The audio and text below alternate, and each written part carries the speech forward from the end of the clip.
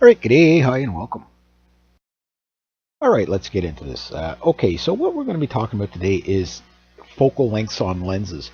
Now, if you're going to be choosing, say, a single focal length lens, this might help you to figure out which one might be suited best for you. Now, what I did today is, although I'm using my zoom lens, 18 to 70 mil Nikon lens on my Nikon D100. Yes, it's an older camera, but it'll give you an idea of what you're looking for, just to give you, sometimes it's easier to show people rather than try to explain. Now, there wasn't a lot for me to take pictures of today, so I just kind of basically threw in whatever I could. It's a bit of a blustery, wintry day, but I figured it was a good opportunity to kind of get out there and show you some stuff. Now, what we're going to be looking at is basically a subject, which is a bunch of barrels and a bunch of garbage outhouses at about 120 feet or so from where my location that I'll be shooting from.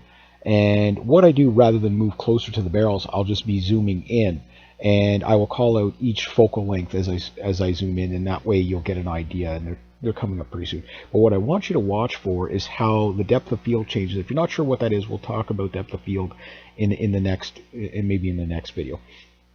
But I also want you to watch how, as you zoom in, the angle changes. So you're going to see some bleachers, you're going to see some outhouses, and you're going to see also some trash can barrels or whatever. And what you're also going to notice is how the definition changes, meaning how you have a really wide angle, but you can't really home on any one thing. And then as you zoom in, you lose the angle, but you get to see more, make out things a lot better. And you'll see as I call them out. So just after, not this photo, but the next photo, just after this photo, we're going to get into it. So here we go. So this will be starting off at 18 mil and starting now. So this is 18 mil. You can see the bleachers, you can see the outhouses, just you can barely see the barrels. Here we go to 24 mil. Now you can see the bleachers we lost the bleacher, and we can still see the outhouses. The angle's a little bit less. Here's 35 mil. We can see we're almost losing all the bleachers. We can see the outhouse is better. Here's 50 mil. Now we can see we almost lost all the bleachers, got the outhouses, got the barrels, and here's 70 mil.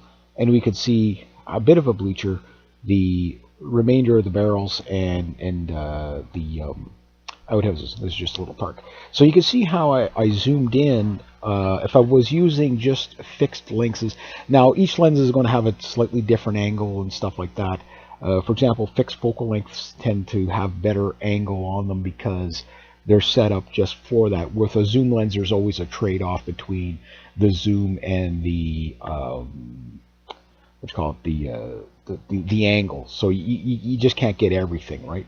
But that just gives you an idea. So maybe go over the video, go over it slowly, pause it at each of the 5 different lens focal lengths that I've given you here.